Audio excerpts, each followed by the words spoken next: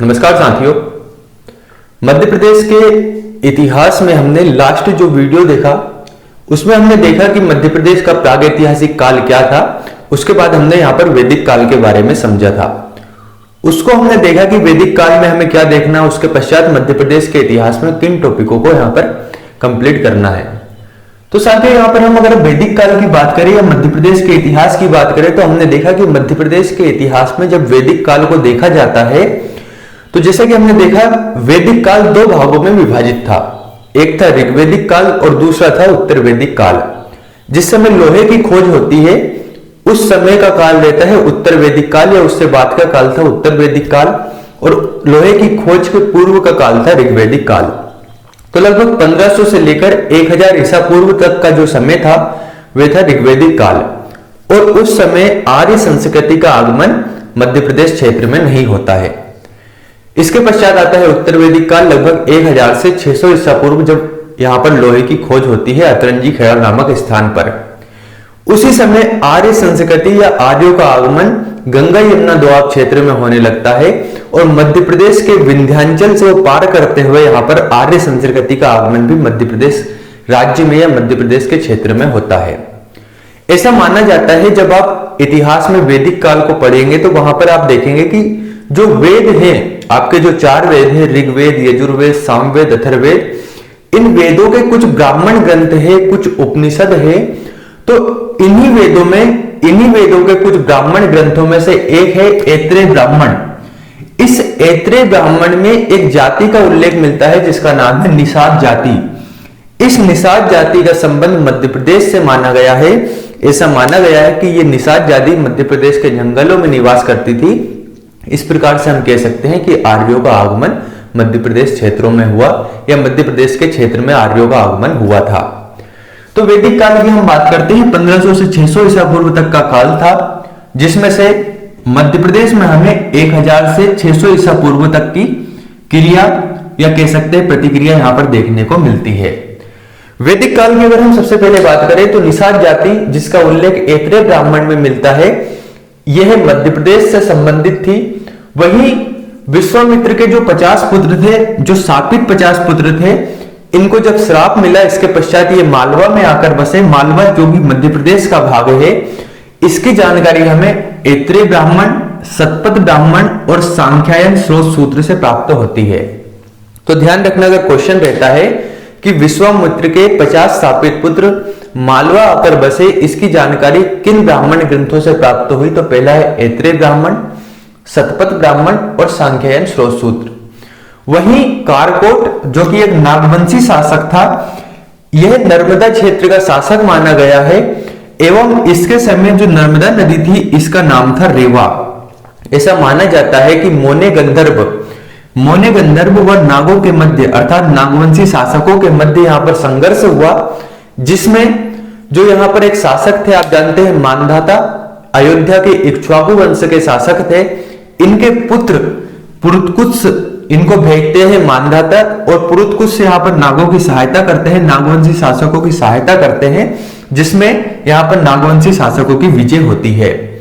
वहीं पुरुकुत्स यहां पर जो नर्मदा नदी थी जिसका नाम रेवा था, इसका नाम बदलकर यहां पर नर्मदा करते हैं।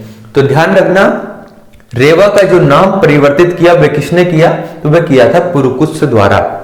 इसके पश्चात साथियों अगर हम बात करें मध्य प्रदेश के प्राचीन इतिहास की, तो मध्य प्रदेश के प्राचीन काल में हमें कुछ राजवंशों की जानकारी मिलती है। कुछ वंश थे जो मध्य प्रदेश के प्राचीन इतिहास से संबंधित है। तो उन वंशों को हम देखते हैं। पहला है कारुस वंश।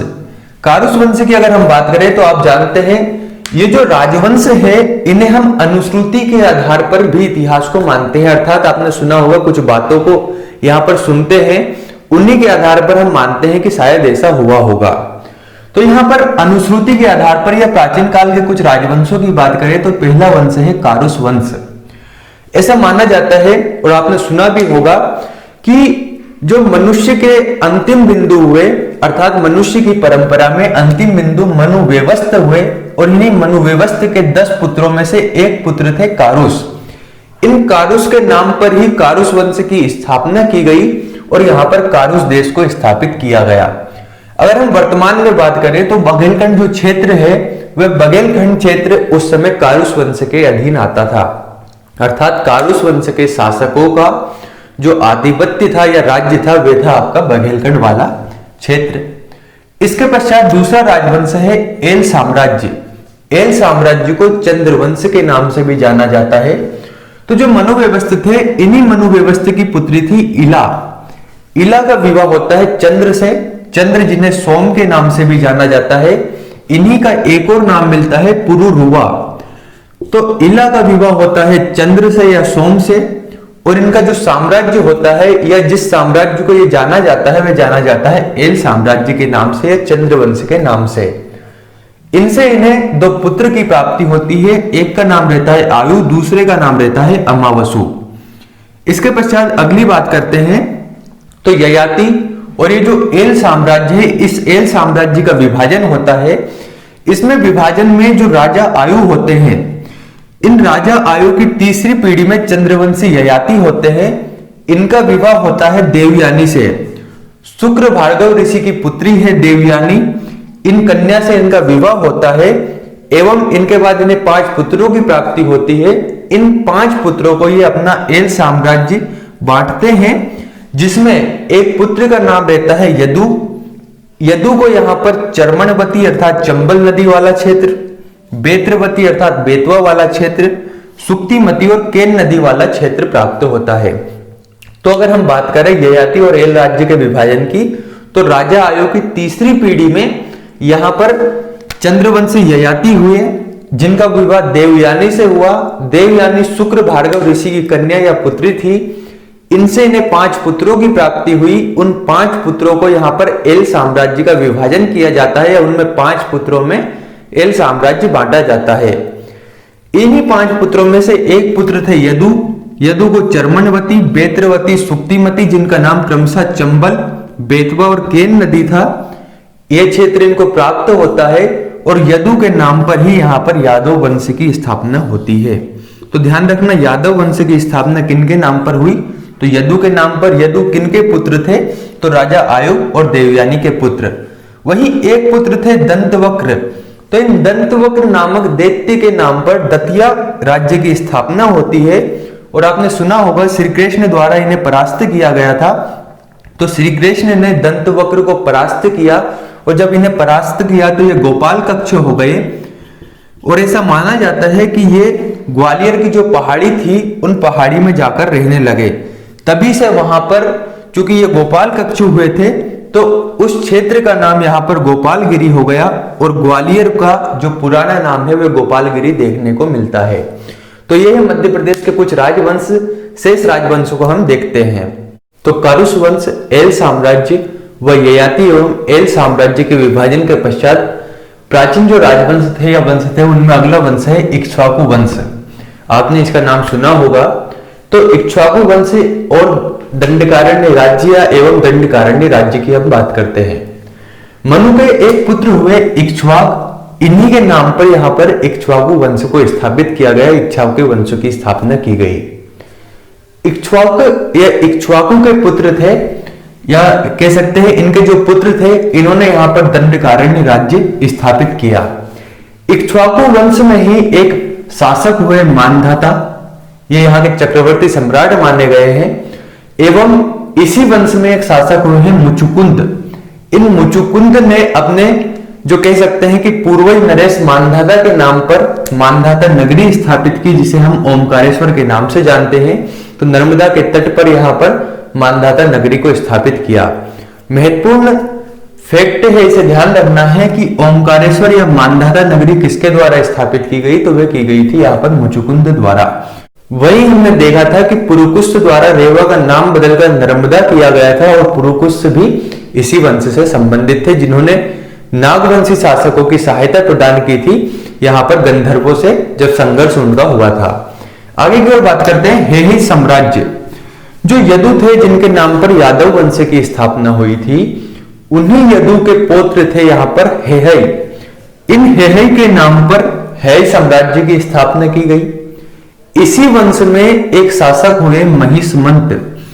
तो साथियों, महिष्मंत ने यहाँ पर एक दुर्ग को जीता, और उस दुर्ग का नाम यहाँ पर महिष्मती किया, महिष्मति, जिसे हम महेश्वर के नाम से जानते हैं। तो महिष्मति की स्थापना या महिष्मति किसने नाम किया? तो वह किया था यहाँ पर महिष्मंत ने। ये है साम्राज्य से संबंधित थे। आगे की ओर हम बात करें तो इसी साम्राज्य में एक प्रतापी शासक हुए जिनका नाम था सहस्त्रार्जुन। इनका नाम कहीं कहीं कार्तवीर्य, अर्जुन के साथ ही यहाँ पर सहस्त्रबाहु भी माना गया या सुना जाता है। ऐसा माना जाता था कि इनकी 1000 भुजाएं थी। वह लंका के राजा रावण को भी इन्होंने परास्त किया था। तो लंका के राजा रावण को किसने परास्त किया? सहस्त्रार्जुन ने। किस साम्राज्य से थे? है साम्राज्य से संबंधित थे। तो मध्य प्रदेश के जो प्राचीन राजवंश थे, इन्हीं वंशों का हमें उल्लेख मिलता है। आगे की ओर हम देखते हैं महाकाव्य काल। महाकाव्य काल की अगर हम बात करें तो ये 2 भागों में विभाजित है। एक है रामायण काल, दूसरा है महाभारत काल। तो रामायण काल त्रेता युग से संबंधित है, जबकि महाभारत काल यहाँ पर द्वापर युग से संबंधित है। तो यहाँ पर मध्य प्रदेश का जो क्षेत्र था, मध्य प्रदेश के क्षेत्र में रामायण व महाभारत काल से संबंधित कुछ राज्य थे जिनने यहाँ पर महत्वपूर्ण भूमिका निभाई। उनको हम देखते हैं।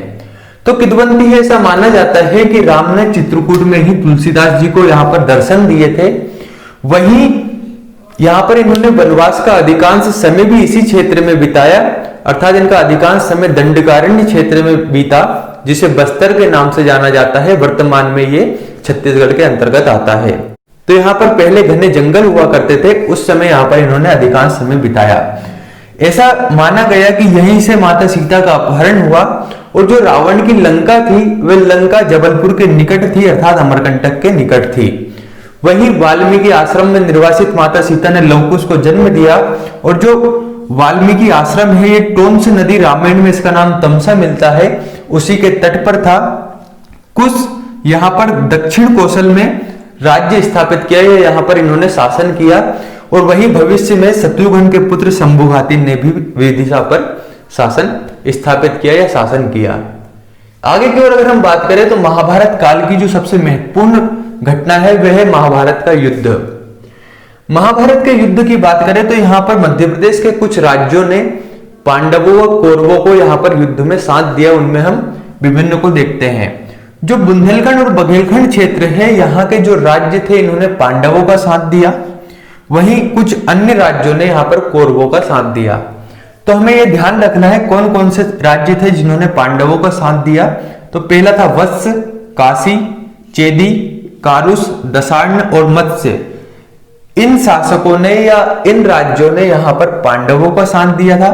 वहीं महिष्मति, अवंती, भोज, अथंक, विदर्भ, निषद और वृष्णि, इन राज्यों ने कौरवों का साथ महाभारत के युद्ध में दिया था।